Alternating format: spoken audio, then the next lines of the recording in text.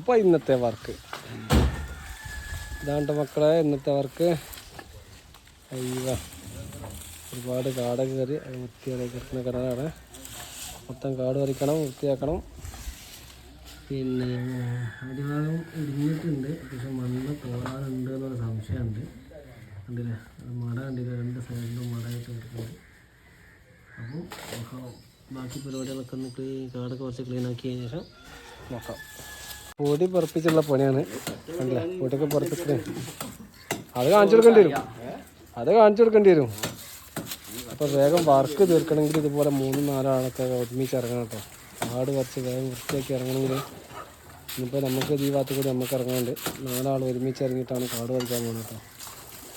അപ്പോൾ ഇതിൻ്റെ കാട് പറിക്കലൊക്കെ കഴിഞ്ഞിട്ട് കാണിച്ചു തരാം.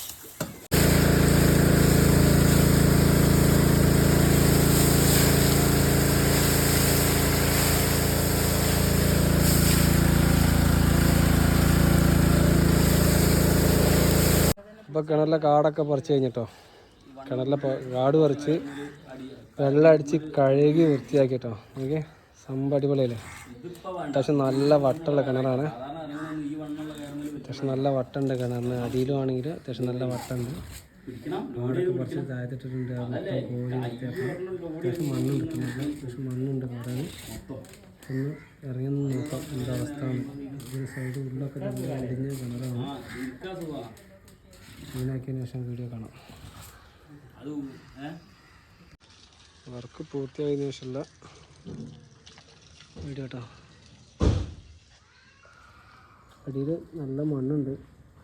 അത് മണ്ണ് കോരിയ ഇടിയുന്ന സൈസ് മണ്ണ് കേട്ടോ. അപ്പോൾ നമ്മൾ ഒരു വിധത്തിലൊക്കെ മണ്ണ് കോരി വൃത്തിയാക്കി സംഭവം അല്ലേ.